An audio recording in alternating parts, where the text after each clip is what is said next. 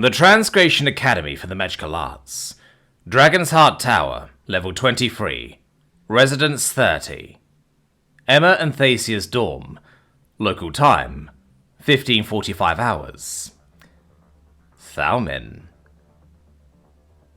A considerable amount of time was spent on drafting out our plans, so much so that Emma had temporarily retired to her tent. However, by the end of it, we found ourselves with our battle lines now drawn, and our pieces tentatively placed.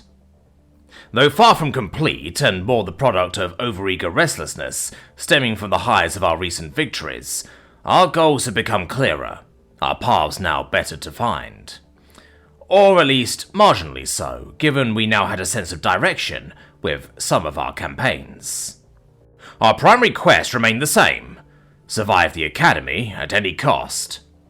Though this was easier said than done, and subject to the whims of outside forces and parties both known and enigmatic. Dramatics aside, there was little we could do to actually prepare for the Academy, for all our preparation had already been done for us in the form of the schedules and timetables. All we could really do was to familiarize ourselves with what was already known. It was the element of the unexpected that truly worried me, however. Oris's unprovoked assault being a fine example of the titular unexpected. As a result, it was our side quests that had taken more form, as unlike our primary campaign, our optional side quests were ours to dictate, and our responsibility alone. The recent string of successes in the form of our most recent discoveries, to our most recent gains, solidified that notion, giving us the prerequisites we needed to push forward with the completion of our goals. The discovery of Maltori's notebook was a step forward, if not the first major step towards completing the library campaign, a matter which bound both Emma and Eleanor's fates. The lump sum gained from the Venerian's wager would grant us the ability to extend our reach into the vast unknowns of the Nexus in search of this amethyst dragon, thereby taking us one step closer towards the reconstruction of Emma's transplanar communications artifice, giving her the ability to, at the very least, communicate back home, albeit in a rudimentary fashion. The results of which would undoubtedly allow for Emma's clandestine operations to truly begin, and a new stage in our peer group's dynamics to truly take shape. Whilst limited in its capacity to relay information, given the new realm's limited understanding of transplanar communication, and the inherent limitations of the crystal when utilized in this unconventional setup, the fact remained that so long as it was Emma that was communicating, and so long as Emma remained the de facto representative of Earthrealm, we would at least stand a chance at breaking from the insipid constants that was status eternia. For each hour that passes, and each moment that we grow closer, so too does Havenbrock's chances at forming a tangible alliance grow with it. If Emma fails to contact Earthrealm, if spirits and ancestors forbid, she somehow fails and is replaced or entirely excommunicated, all hopes of forming something tangible will be lost with it. Moreover, all hopes of Emma's mission succeeding would be completely expunged. That was not something I could allow, not from a utilitarian, nor from a moral and ethical perspective, and most especially, not as her friend. This was more than a once-in-a-lifetime opportunity. This went far beyond a generational event. This was a paradigm shift with which I had the capability of not just influencing, but outright facilitating. Perhaps it was my foolishness, my brazenness, or even my own shortcomings, but I only see one correct path ahead. The path that most would call a leap of faith. Though in my eyes, if life were to present an opportunity never before seen, and not at all comparable to any event in history, then only a fool would be one to refuse such an opportunity. After all, Havenbrock wouldn't be what it currently is if we hadn't taken the initiative. So it stands to reason that there was precedence to my ultimate goals, and the actions I was willing to take to reach those ends. As it stood now, however, the planning had more or less been put on hold following Emma's inexplicable departure for her tent, though it had been a solid few hours since her sudden departure. "Do you think she's dead?" the Venerian announced abruptly, completely out of nowhere, prompting Thasia's furious scribbling to halt in her tracks. "What in the wide expanse of the Nexus has possessed you to say that?" I questioned with a firm growl, scooping up from my slouch towards the Venerian, who seemed entirely unbothered by my outcry. He remained supine atop of his fainting couch, his head propped up by a pillow, and his arm lazily reaching towards a small tower of jellied treats. "Well, it's just she has been gone for a while now," the Venerian responded with a dismissive shrug. "Long enough that the kitchen was able to provide us with refreshments. I mean, she did say she would only be a moment," he added, putting up a frustratingly innocent front. "If you haven't something constructive to say, then don't say anything at all, Eleanor," I growled back in annoyance. "I was merely being facetious, Thalmin." The blue thing finally surrendered, feigning the motion by raising both of his hands above his chest, momentarily halting the otherwise uninterrupted flow of food from tray to mouth. "In any case," Thasia chimed in, providing an off-ramp to the Venerian's attempt at distasteful humor, "perhaps we should refocus our attention back towards something a bit more productive." "What is there left to discuss, Princess?" Eleanor offered with a sigh. "The plan is simple, no?" "The plan requires some finessing, Eleanor," Thasia shot back, before revealing the schedule she'd mapped out for us on her notebook. "First of all, we need to rise first thing in the morning to beat the crowds of students into town, such that we may indulge in having first and unmonitored rights on the great many items for purchase from within the ambassadorial and crown patronage district." "Reservations on early rising aside, you make an excellent point, Princess," Eleanor spoke through a toothy grin. "For this will allow us to sample the local delights of Elisir. Oh, how the town provides a veritable cornucopia worth of choices, through which the culinary inclined amongst us may revel in." "Of course food is on your mind, even when discussing matters of grave importance," I muttered out, interrupting the Venerian with a frustrated sigh. "Eleanor has a point, Thalmin," Thasia unexpectedly interjected, prompting the both of us to widen our eyes at her. "Excuse me?" we both reflexively uttered out at exactly the same time. "Our journey through the town's great many delights within the ambassadorial district isn't merely one of self-indulgence, for it is here where we will acquire the weapons with which the war of words shall be waged. For as much as the processes of commerce may be powered through the power of coin, so too is it accelerated by the rhythms of philanthropy." "Gift-giving," Eleanor surmised with a cock of his head.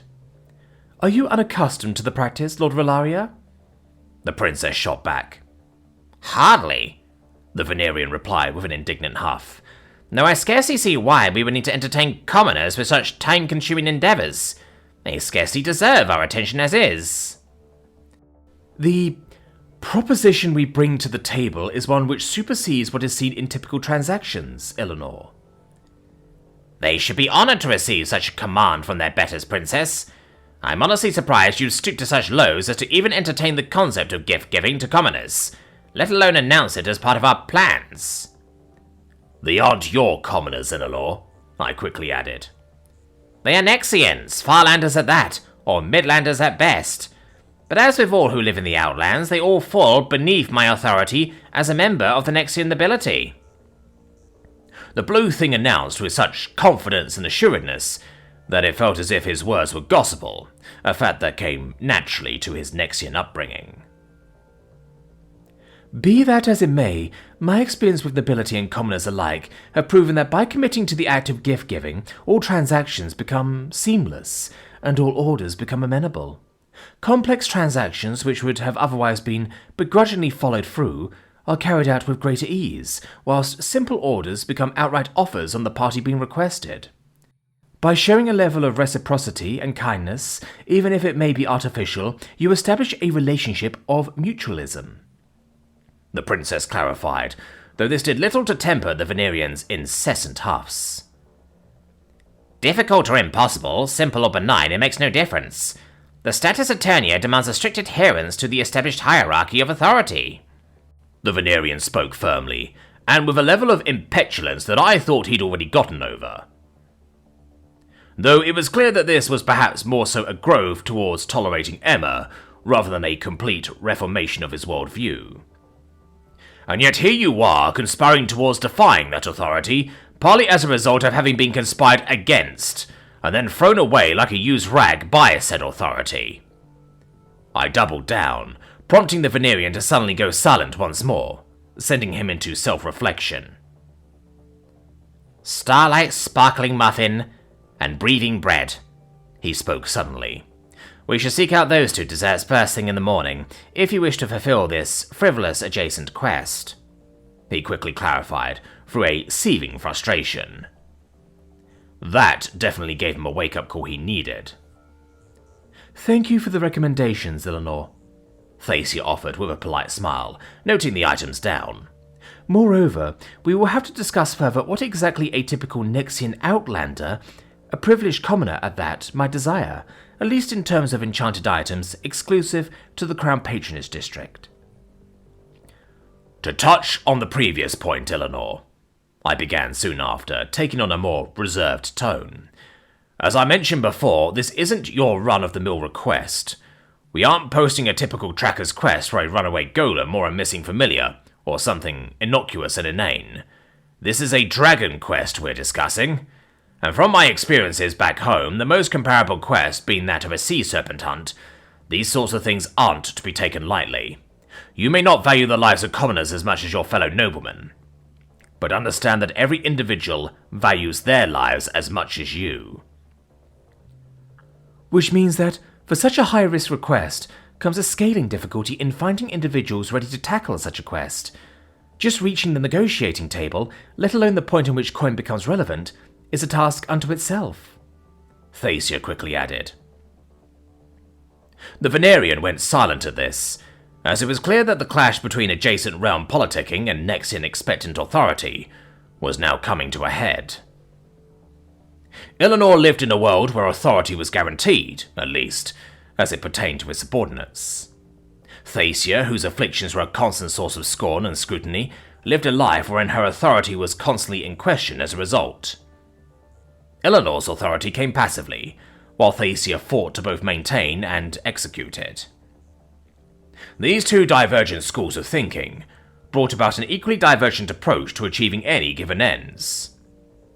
Eleanor's school of thought was what brought an end to the previous corrupt regime in Havenbrock. But given he was Nexian, so long as he didn't rock the boat, his authority was all but guaranteed. This was no longer the case, however, as the incident with Maltori, the library, and other such political quagmires have shown.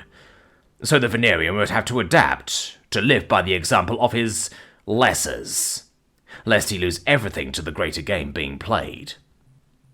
He would have to overcome his habits of authority, to at least adopt an adjacent model of having to work to maintain and execute one's authority.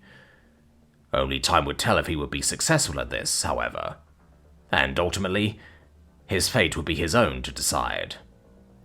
"With all that being said, I believe that concludes the first portion of our plan," Thacia announced. "The rest of our plans for the adventures might require more of Emma's input," I reasoned. "Indeed. She still hasn't decided on just how she intends on dealing with the Amethyst Dragon," Thacia responded.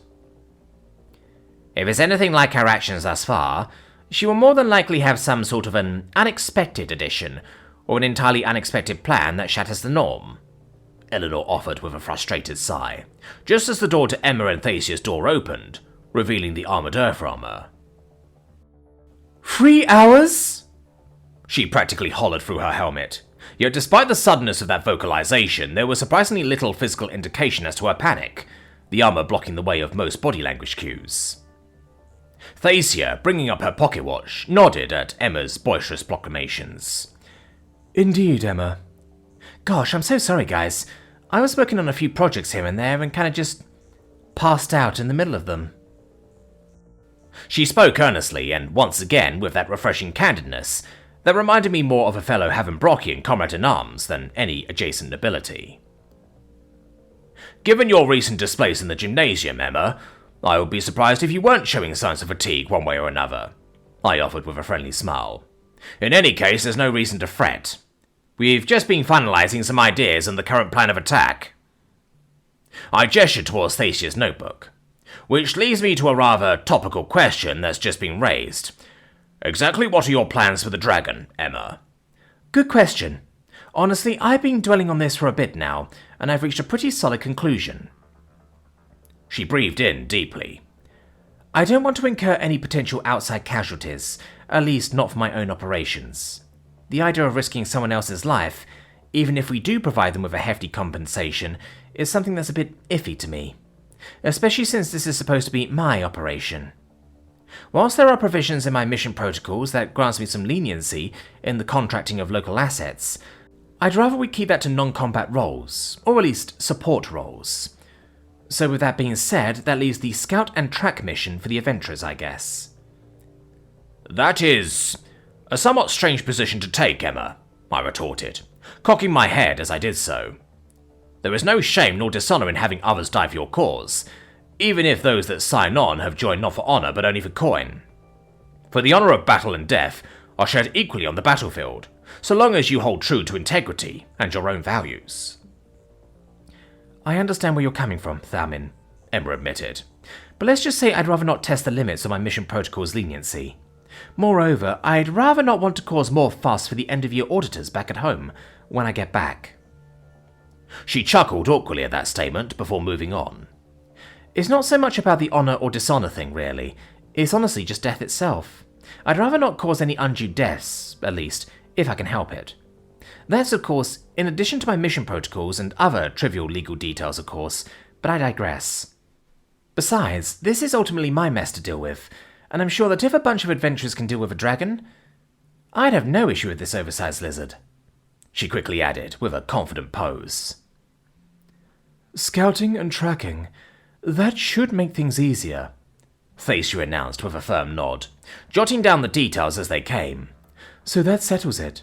Tomorrow we head first thing to the Crown Patronage District, and after purchasing gifts, we will immediately set our sights on the Adventurers Guild Hall. Given the nature of Elasir, we should be able to be assigned at least a Wyvern-class adventuring party. I'm assuming that's good? Bad? I'm not sure how the ranking or classification system works here, Emma admitted. Next-gen classification systems for adventurers are rather straightforward, I promptly answered. The short of it is that each class corresponds to the greatest beast the group has managed to dispatch, thereby acting as a shorthand of their theoretical combat potential. Right, Emma responded with a nod. Ahem, came a clearing of the Venerian's throat, as he promptly got back to his feet, skittering his way towards Emma. If this adventuring business is sorted, I believe we have more pressing matters to attend to, Emma Booker. Yep, I was about to get to that. I'm assuming that's all for the whole adventuring business for now. Right, guys? I believe that's all we can plan for when it comes to tomorrow's gambit, Emma, Thacia acknowledged. Good. With that sorted, let's pay the armourer a visit, Eleanor. The Transgression Academy for the Magical Arts. Armourer's Workshop. Local time, 16:30 hours. Emma. The plan was simple. Talk to Sorasar, grab the book, and go. It was the first part of that plan, however, that would prove a bit more involved than I thought. Because as soon as I'd entered the metal-warping sauna that was the workshop, so too was I met with a series of mirthful guffaws, the man's deep and boisterous voice giving it an almost Santa-esque vibe. Ho ho ho! Welcome! Welcome back, Cadet Emma Booker of Earthrealm, Sorasar announced, his voice resonating from deep within the armor. And might I say, congratulations on your victories at the Encabulator trials. When I'd heard Professor Chiska's request through the grapevine, I believed I'd finally gone mad. For I can scarcely remember the last time the Encabulator was requested. Why, I was utterly struck with a sudden case of gleeful indecision as to what I'd put into the Encabulator this time around. So, the whole thing was your design, Professor? I replied, more or less voluntarily plunging into the small talk trap he'd sprung. Were you able to tell? The man questioned confidently, leaning in closer in what I was now seeing as an attempt to overcome the gross limitations of armoured life, something I was becoming acutely accustomed to now. Now that I think about it, It certainly seems right up your alley, Professor. I managed out with a chuckle. I doubt most other professors would have the same plays of creativity. Oh, I wasn't really being creative. Merely I was drawing from what I assume were old memories hidden somewhere deep within the recesses of my old mind. The man responded, clanking his empty helmet in the process. I merely took inspiration from what I can only assume was my adventuring years. What memories there remain, that is. But I digress. Let us let bygones be bygones. Let's just say I'm grateful I was at least able to be of entertaining service this time around. Well, thank you for setting the whole match up, Professor. Aside from a few complications and the intensity of it all, in the heat of the moment, it was honestly quite an entertaining experience. I offered truthfully, eliciting yet another series of rattles from the man's armor, as he laughed back with a confident and gleeful bout of joy. But I'm afraid my visit here isn't entirely celebratory in nature, Professor, I quickly added, a tinge of guilt colouring my voice, as I genuinely felt bad for consistently dampening the Professor's untempered enthusiasm with my endless calls for aid. Oh? He responded, somehow managing to keep up his energetic spirits despite the sudden turn. I'm assuming you're here for some academic purpose, yes? I guess you could say that, Professor, I managed out sheepishly. I'm looking for a book, an extracurricular book, if you understand my meaning. I continued, hoping to sidestep whatever monitoring bugs may exist within the workshop, or even within the man's own shackled soul. Oh, I'm assuming you're looking for something a bit more hard-hitting than most, yes? Perhaps something along the lines of a series of various recommended reading materials for the studious student. He responded with what was undoubtedly a smug grin, as I could just about hear the coyness oozing from every decibel of his voice. My memories, Eleanor's response, and the Evie's in-head prompting all more or less picked up on that title, as alarm bells rang from my mind, prompting me to nod without hesitation. That sounds great, Professor, I responded, prompting Sorosar to conjure up that familiar green book with a snap of his fingers. Alert! Localized surge of mana radiation detected, 350% above background radiation levels. I just so happen to have this little old thing lying around. He handed me the book, one that I'd only seen from afar from the Infildrone's vantage point. It was jarring to finally see it in person, but I'd be lying if I didn't feel a sense of relief washing over me as I reached for it. Eleanor, however, took a few steps back as I did so, his whole body quivering as the book was brought into view. The Venerian eyed the book warily as my hand made contact with it, his features contorting as if he expected me to be rendered to dust or something, the moment I held the pages in my hand. I'm assuming this is the... It's a work befitting of my skills as a master forger, Cadet Booker. The man beamed, more or less using the same verbal cues as the night of that investigation with Lariel. Right, I nodded. And you're sure this book will be alright to use? I mean, will anyone be able to tell the difference? I honestly would have preferred to have my hands on the original. Trust me, Cadet Booker. This book was crafted utilizing every possible skill set I have at my disposal, and every tool and material I have available to me. It's perfect by every metric, and I'm certain that regardless of who needs it next, it will be indistinguishable and good to use in any context that may require the original.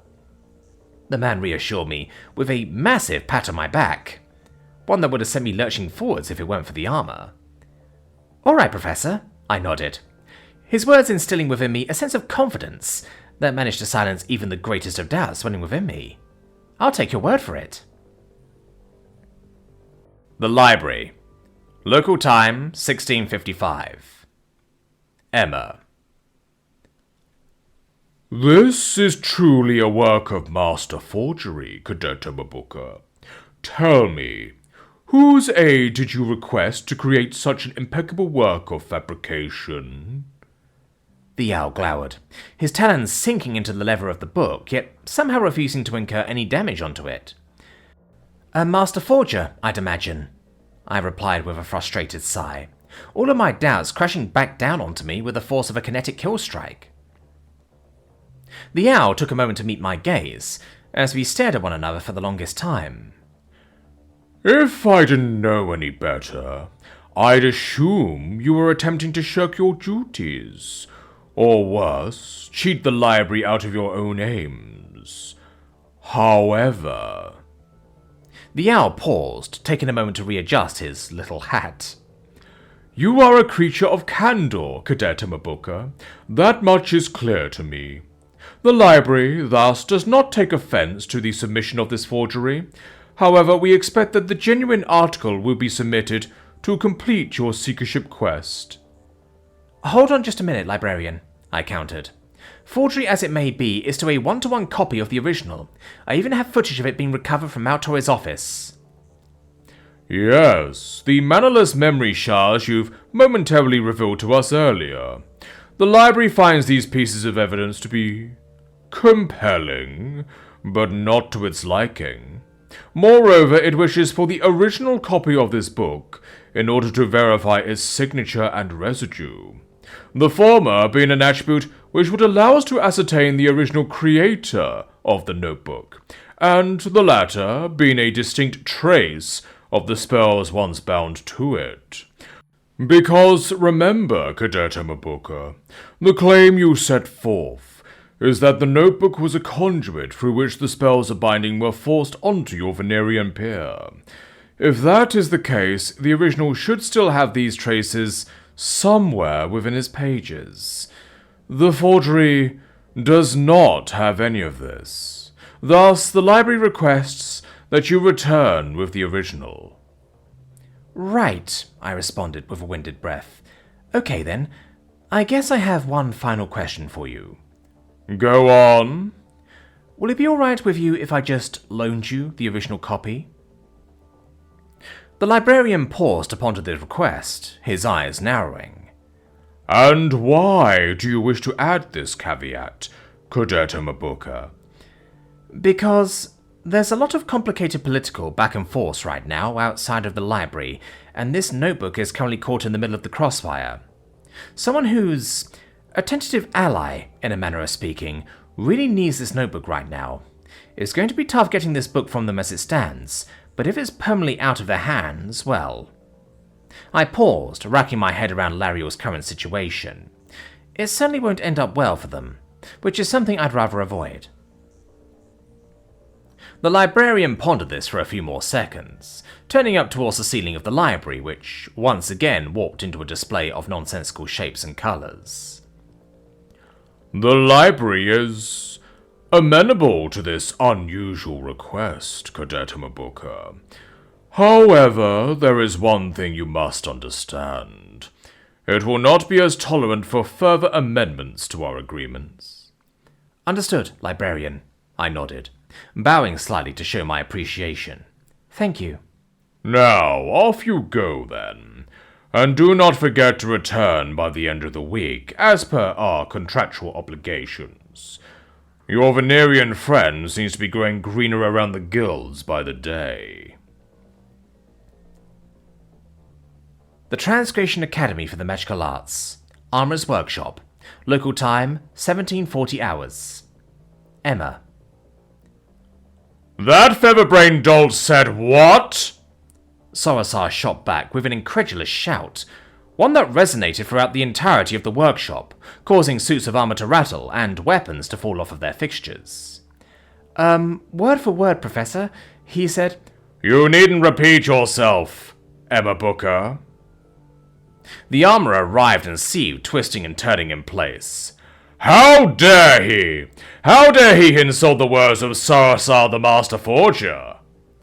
I think you should perhaps rethink that title, Professor, I responded with a candid sigh, as we both found ourselves sitting on one of the few benches in the room. I'm afraid I'm going to need the original, Professor, I stated earnestly. And I'm afraid you will find it quite impossible to acquire, Emma Booker. The man responded candidly. I don't need it, permanently, Professor. The librarian and I have reached a mutual understanding. I only need it temporarily for him to look over, so all I need to do is to just borrow the original. Surely that's possible, right? A moment of silence descended on us, as Sorosar placed his helmet between both of his hands. That makes things easier, but that still doesn't make the task easy, Emma Booker. The apprentice's responsibilities are made it such that reaching her and, by extension, the original copy, is a task that might not be possible within the week. However, difficulties in scheduling aside, I suppose that Caveat has turned this from an impossible mission to something merely improbable. That's good enough for me, Professor. My existence here is already impossible to most, so what's a bit of improbable operations to be thrown into the mix? So, with that being said, do you happen to have the apprentice's schedule on hand?